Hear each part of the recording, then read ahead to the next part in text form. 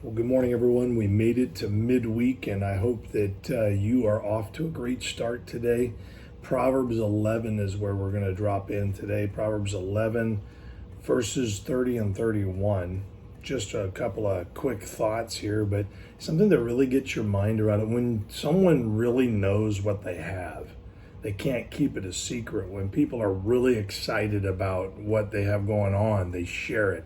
When you meet that significant other in your life, you can't help but share that with somebody because it's an exciting thing that's happening in your life, and you want people to recognize what you recognize. Not so much for validation, it's almost like, hey, sharing the joy with me. Well, that's what happens to a genuine believer. In fact, really, those who share where hope and forgiveness, where those are found, those are the ones that are wise, because those are the ones that really know what they have. And so listen to what is said in Proverbs 11:30 and 31. It says, the fruit of the righteous is a tree of life. So a really right way of living causes us to produce results. In the Christian faith, results are sharing this truth of God's love and grace, and people receiving that, having salvation for themselves in Jesus. And so the fruit of the righteous is a tree of life. That means more people coming to life. Remember, the Bible describes the condition of a person that is unsaved as dead and lost. Well, right here he says that the fruit of the righteous is a tree of life, meaning what flows out of us gives life to people. Look what it says, and he that winneth souls is wise. So there's the clincher right there on what he's really talking about. The person that draws another person to the Lord by life and by words, that person is the truly wise person.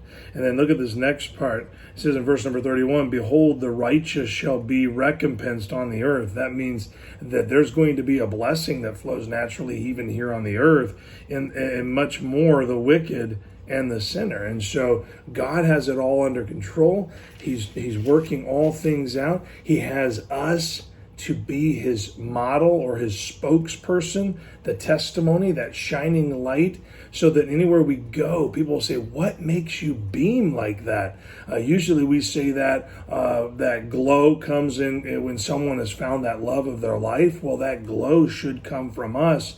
We should radiate the truth of God's love in the way that we live, in the way that we respond, and then the way that we speak of this love of our lives. And so I want you to go out there today, and I want you to let the whole world know just how much you love Jesus and how much Jesus means to you.